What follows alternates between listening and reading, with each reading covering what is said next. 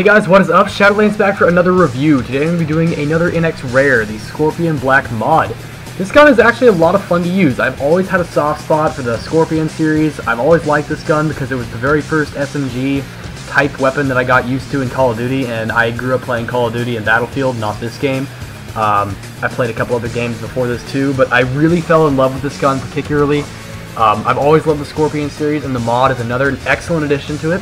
Although I have to say, sadly, unlike a lot of other SMGs that have come out in recent times since the Skorpion series, which is one of the oldest guns in the game, it doesn't exactly hold up to the standards that a lot of other guns hold up to these days. The Barapi and even some of the typical NX standards can typically end up doing a little bit better than this gun.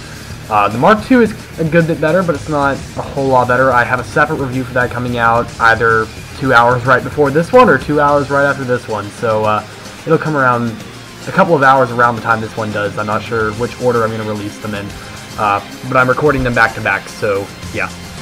At any rate, the ammo capacity is 30 of 90, statistically the damage is 34, portability of 89, rate of fire of 90, accuracy of 73, and recoil of 65.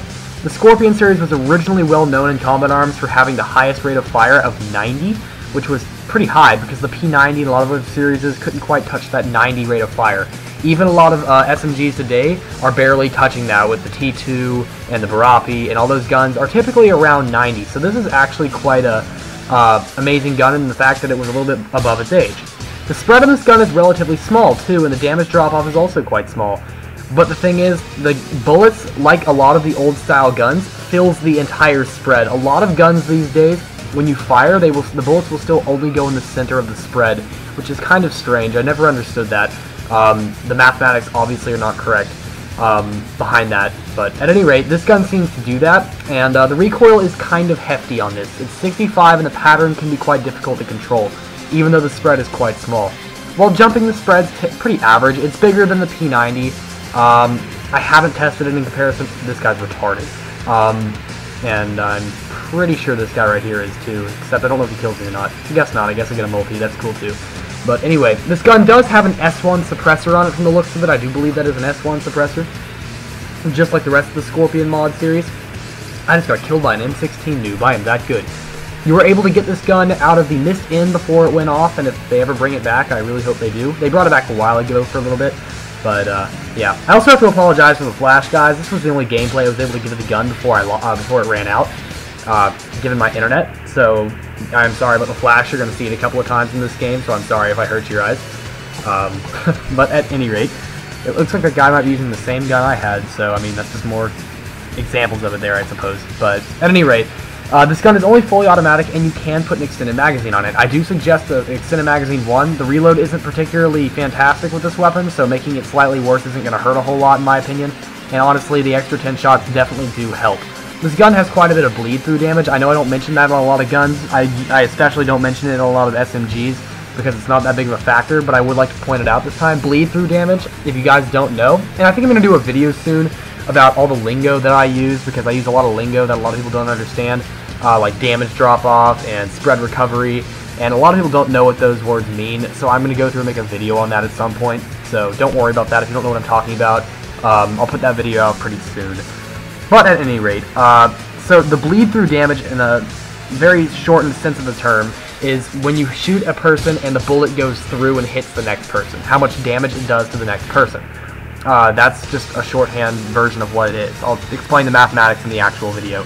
This guy needs to get his ass out of my face. But anyway, so my point is, it does quite a bit of damage to the secondary person, which I thought was quite unique about this gun. I don't know if it's true for the Skorpion Black Mod Mark II. I will research that before I make the actual review. So don't worry, I will have that information for you when I get to that. So like I said before, you're able to get this gun out of the Mist Foxtrot in Quebec. I got mine out of the Mist Quebec for 7 days. And I'd activated it, and I recorded this. This is actually before the Nemexis event, so you won't see, that's why the people aren't dressed like Nemexis players. The same is true with the Skorpion Black Mod Mark II. And also one other review, the XMA2 review that I'm putting out soon. That'll come out in a couple of days. I thought I would do a secondary version of that since it's been a while since I've done that. But at any rate, I actually do believe I get kicked out of this game because I start destroying, and yeah, the other team's kind of getting raped, so I actually start doing pretty well and I get kicked out of this game, I do believe. So that's how I decided I would end the review. But it's also the only footage I've got, so I thought I might as well put it in anyway. Let me open up the regular Skorpion Black and give you some comparisons to that. I'm not going to compare the Black Mod Mark II to the regular Skorpion Black because obviously you have to have the Black Mod to get the Black Mod Mark II. So it looks like it has an increase of 1 point in damage, 1 point in portability, same rate of fire of 90, accuracy looks the same, and recoil is the same. Both are automatic, both can have an extended magazine. So it looks like, except for the damage and the portability, they are exactly the same. And I mean, oh no, of course the silencer. I guess that'd be obvious, but yes, the silencer as well. I haven't really ever played the Skorpion Black a lot. I do believe I have a review out for it. If not, I can make one because I don't keep a track. I have a huge amount of reviews out, if you guys didn't know. So I have a bad time keeping track of what I've done and what I haven't done. Every time I do a review, I have to go back and look, have I done this review yet or not?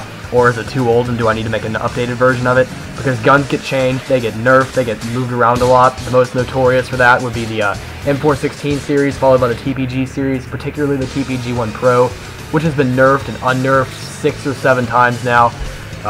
It's never been as OP as it was when it first came out, but obviously that's a Nexon thing to do.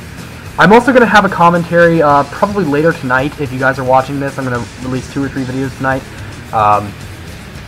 I'm going to be holding a commentary over why I think Common Arms is not dying. So, and I have a lot of stuff I want to go over in that update besides that, but that is one of the topics I do want to cover. So, overall, I just want to say this is a very nice gun to play with. It's not one that I would renew for competitive gameplay. I mean, I know I make it look really good, but I've had a lot of practice with the Skorpion series. I love the Skorpion series quite a bit. This has been one of my favorite guns, and I know the gun very, very well, so I know how to play with it. It's just a particularly easy gun for me to use. In general, it's a pretty easy gun for everyone to use, given if you can control the recoil, because the recoil is actually quite hefty. I'm doing a lot of moving my mouse around in opposite directions to control the spread, even though you obviously can't see that. It's actually quite difficult to control the spread when you first start using the Skorpion series, but once you get used to it, this is quite a fantastic weapon. Even the regular Skorpion is quite a great gun. I suggest you guys give it a shot if you get the chance. I wouldn't renew it for competitive gameplay because it's really not worth that. But that's about all I have to say for the gun. Thank you guys for watching this review. Please rate, comment, subscribe. Check out my recommended channels on my channels list and give them a shot too. And there I get kicked, and I will see you guys in the next review. Shadolance. You know what? Given the intelligence of the people who watch this show, this is probably a good thing to teach. Because my guess is when they're not trying to operate heavy machinery with their butt cheeks, they're probably trying to do something stupid like this. I mean, what else could you possibly teach that would be as stupid as that? Even you can learn something from a sloth. Fuck this show!